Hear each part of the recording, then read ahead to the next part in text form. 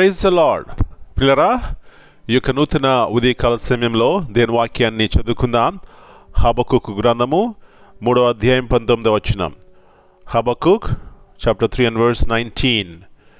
ప్రభువగు యెహోవాయే నాకు బలము, ఆయన నా కాళ్ళను లేడి కాళ్ళ వలె చేయును, ఉన్నత స్థలముల మీద ఆయన నన్ను నడవచేయును.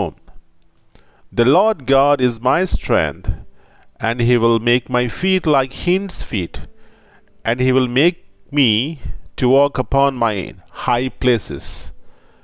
యేసు ప్రభువారి యొక్క అతి శ్రేష్టమైన ఘనమైన నామములో పిల్లరా మీ అందరికీ శుభములు తెలియజేస్తున్నాను. మరి యొక్క నూతన ఉదయకాల సమయంలో దేవుని యొక్క మాటలు వింటూ ఆత్మీయంగా మేలు పొందడానికి దేవుడు కృప చూపెడుతున్నాడు. పిల్లరా, అందును బట్టి ఆయనకి కృతజ్ఞతాస్తులు చెల్లించాలి. ఈ సంవత్సరపు అంతంలోకి వచ్చిన పిల్లరా, ఎలాంటి కృపను దేవుడు మన పట్ల చూపెట్టినారు.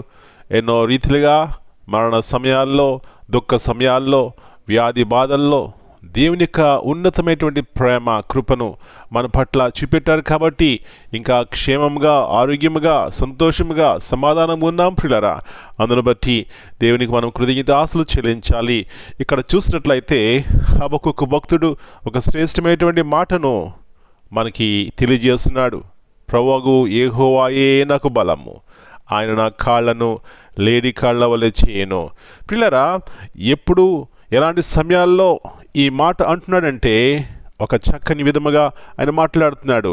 అంజూరపు చెట్లు పూయకుండినను, ద్రాక్ష చెట్లు ఫలింపకపోయినను, ఒలీవ చెట్లు కాపులేక ఉండినను, చేనిలోని పైరు పంటకు రాకపోయినను, గొర్రెల దొడ్డిలో లేకపోయినను, సాలలో పశువు లేకపోయినను, నేను యెహోవానందు ఆనందించేదను, నా రక్షణకర్త అయిన నా దేవుని యందు నేను సంతోషించేదను. పిల్లరా, ఈ ఆనందము, సంతోషము ఒక వ్యక్తి జీవితంలో ఉండాలి అంటే ఆస్తి, అంతస్తులు, డబ్బు లేకపోతే పదవులు అవి ఇవి ఉంటే రాదు. గల కారణం పిల్లరా, అవన్నీ కూడా శాశ్వతము కాదు.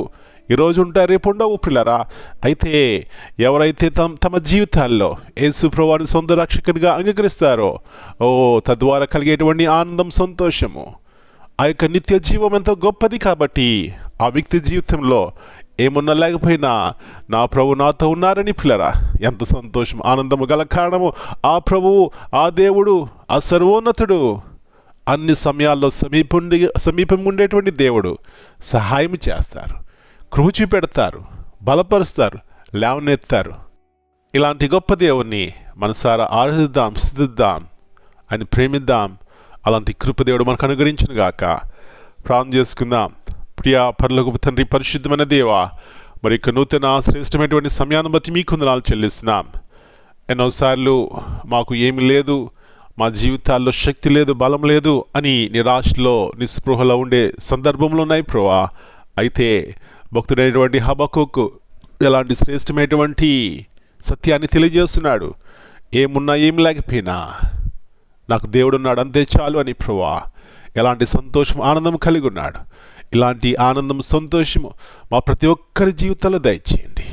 మరొకసారి మమ్మల్ని మీ చేతిగా అప్పగించుకుంటున్నాం.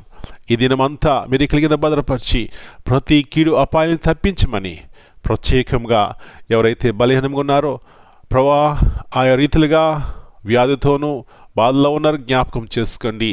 సంతోషించే కృప వారికి దయచేయండి. ఎందుకంటే మీరే మా బలము, మీరే మా శక్తి.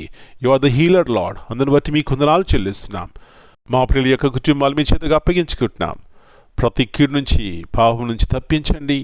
పరిశుద్ధాత్మ దేవుని యొక్క నడిపింపు మాకు సమృద్ధిగా దయచేయమని యేసు ప్రభువారి అతి శ్రేష్టమైన ఘనమైన నామమును బట్టి ప్రార్థిస్తున్నాను తండ్రి. Amen. God bless you all.